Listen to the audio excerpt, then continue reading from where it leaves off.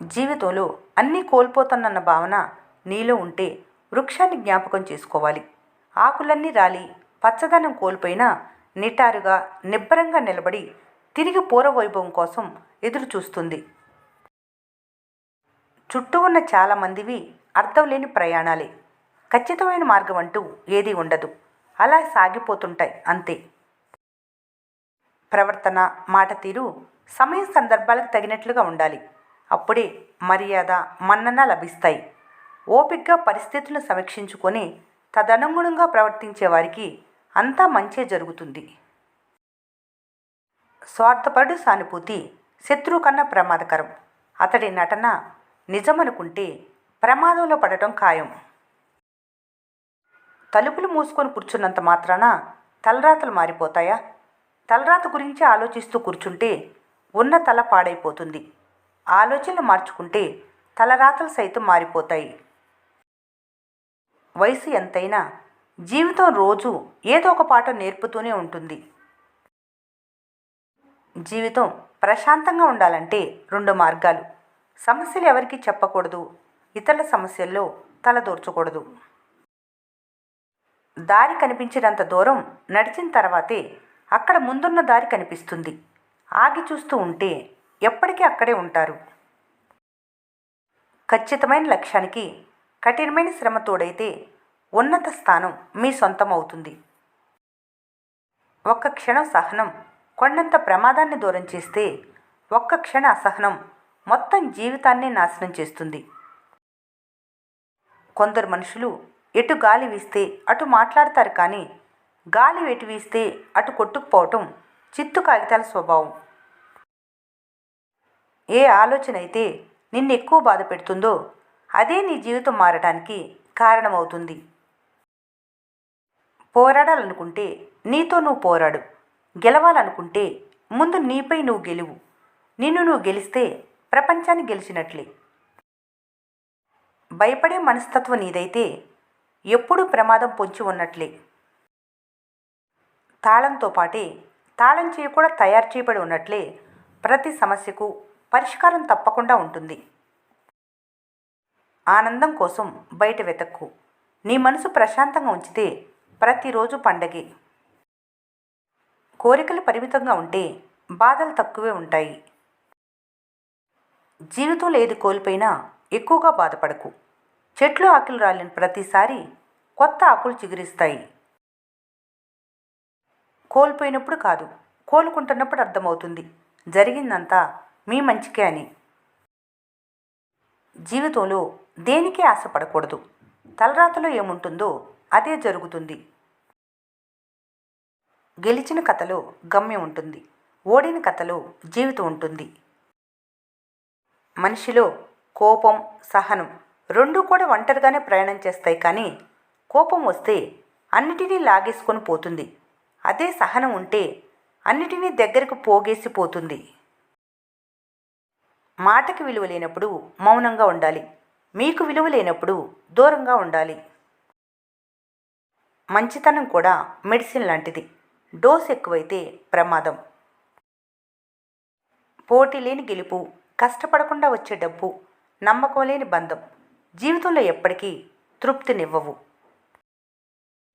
ఎవరి మీద అతి ప్రేమను చూపించకు, అతి జాగ్రత్త తీసుకోకు. ఎందుకంటే ఉచితంగా లభించే వాటి పట్ల మనిషికి చులకన భావం ఎక్కువ. తెలివి ఉందని ఇతరులను ఎప్పుడూ మోసం చేయడానికి ప్రయత్నించకు. ఎందుకంటే భగవంతుడు అందరికంటే తెలివైనవాడు. ఖచ్చితంగా నిన్ను మోసం చేస్తాడు. అనుభవం ఏదైనా పెరిగిన వయసును బట్టి రాదు, తగిలిన గాయాన్ని బట్టి వస్తుంది.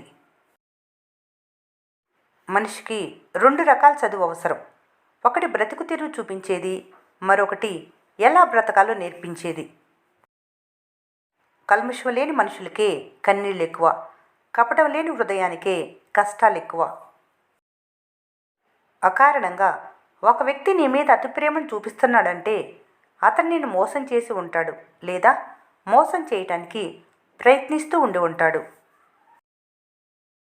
విమర్శలకు, వీధి కుక్కలకు భయపడితే గమ్యం కాదు కదా, వీధి గుమ్మం కూడా దాటలేవు. కాస్తంత ఓపిక పడితే జీవితం చాలా పాఠాలు నేర్పుతుంది. ఓర్పు ఓటమెరగదు, సహనంతో సాధ్యం కాంది ఏదీ లేదు. ఈ రెండు ఉన్నవాళ్ళు జీవితంలో ఓడిపోరు. వెళ్ళే ప్రతి దారి గమ్యాన్ని చేరదు. కొన్నిసార్లు గాయం చేసి గుణపాఠం కూడా నేర్పుతుంది. మనుషులు నీతో మంచిగా ఉన్నప్పుడు నీ మంచి కోరుకుంటారో లేదో తెలియదు, కానీ నీతో విభేదాలు వస్తే మాత్రం నీ చెడు మాత్రమే కోరుకుంటారు. నడిచేటప్పుడు దారిలో తగిలిన రాయి చేసే గాయం కన్నా జీవితంలో నమ్మిన మనుషులు చేసే గాయాలే ఎక్కువ బాధ పెడతాయి. జీవితం ఎంత బాధ పెట్టినా ఏదో ఒకరోజు అంతా సర్దుకుంటుందని బ్రతకాలి. నిన్నెవరైనా బాధ పెడితే నువ్వు ప్రతీకారం తీర్చుకోకపోయినా కొంచెం ఓపిక పట్టి చూడు. కాలం అనేది మహాశక్తివంతమైంది. వడ్డీతో సహా బదులిస్తుంది. పదునైన ఆయుధం కన్నా క్షణకాలంలో వచ్చే కోపమే అత్యంత ప్రమాదకరం. తొందరపాటులో ఉన్నప్పుడు మాట్లాడకపోవటమే మంచిది.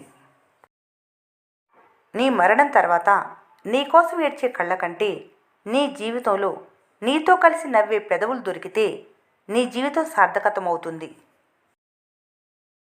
అహంతో అణువైనా జయించలేరు, కానీ ప్రేమతో ప్రపంచాన్ని జయించవచ్చు.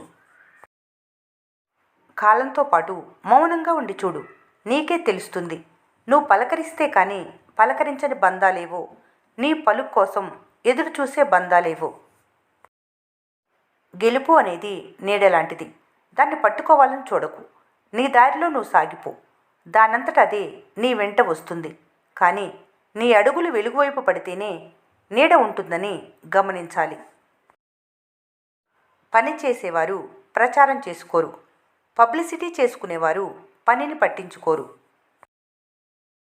బ్రతకడానికి ఏమవసరమని డబ్బున్న వారిని అడిగితే మనశ్శాంతి ఉంటే చాలు అన్నారట. డబ్బు లేని వారిని అడిగితే డబ్బుంటే చాలు మనశ్శాంతినైనా కొనుక్కోవచ్చు అన్నారట. ఇద్దరికీ తెలియంది ఏంటంటే ఏది ఉన్నా లేకున్నా తృప్తిపడే మనసుంటే చాలు. బ్రతికిన అన్ని రోజులు పండగే. కొన్ని కర్మల ఫలితాలు కఠినంగా ఉంటాయి, అయినా అనుభవించక తప్పదు. ఎంత క్లిష్ట పరిస్థితుల్లో ఉన్నా మీ ముందు ఒక అవకాశం ఉంటుంది. గుర్తించాలి అంతే. అవసరం లేని కోపం, అర్థం లేని ఆవేశం ఈరోజు బాగానే ఉంటాయి, కానీ రేపు నిన్ను ఒంటరిని చేస్తాయి. ఆత్మవిశ్వాసం లేకపోవటం అపజయాలకు కల ముఖ్య కారణం. ఆగ్రహం అనేది విషం తాగటం లాంటిది. అది మీ శత్రువులను కాదు, మిమ్మల్నే చంపుతుంది. జీవితంలో ధనం కోల్పోతే కొంత కోల్పోయినట్లు, కానీ వ్యక్తిత్వం కోల్పోతే సర్వం కోల్పోయినట్లే. ప్రతి క్షణం జాలి చూపేవారు అవసరం వచ్చినప్పుడు దూరంగా ఉంటారు. ఆశ అనే సూర్యరశ్మి, విశ్వాసం అనే ఆక్సిజన్ మనిషి జీవితానికి చాలా ముఖ్యం. ఏమీ చేయలేని వారు మాత్రమే అవకాశాల కోసం ఎదురు చూస్తారు. సాధించే సత్తా ఉన్నవారు వాటిని సృష్టించుకుంటారు. ప్రతి శ్రమకు ఒక ఫలితం ఉంటుంది. అది ఎప్పటికైనా నీ చేతికి చేరుతుంది. నీకు కోపం వచ్చినప్పుడు గట్టిగా అరవటానికి బలం అవసరం లేదు, కానీ నిగ్రహించుకొని నిశ్శబ్దంగా ఉండటానికి మాత్రం చాలా శక్తి కావాలి. జీవితంలో ప్రతి క్షణాన్ని ఆస్వాదించాలి. ఎందుకంటే జీవితాన్ని వెనక్కి తిరిగి చూసుకుంటే అవే పెద్ద విషయాలుగా కనిపిస్తాయి. ఈ వీడియో మీకు నచ్చినట్లయితే మన స్నేహ ఛానల్ని లైక్ చేయండి, సబ్స్క్రైబ్ చేసుకోవడం మర్చిపోకండి. Thanks for watching.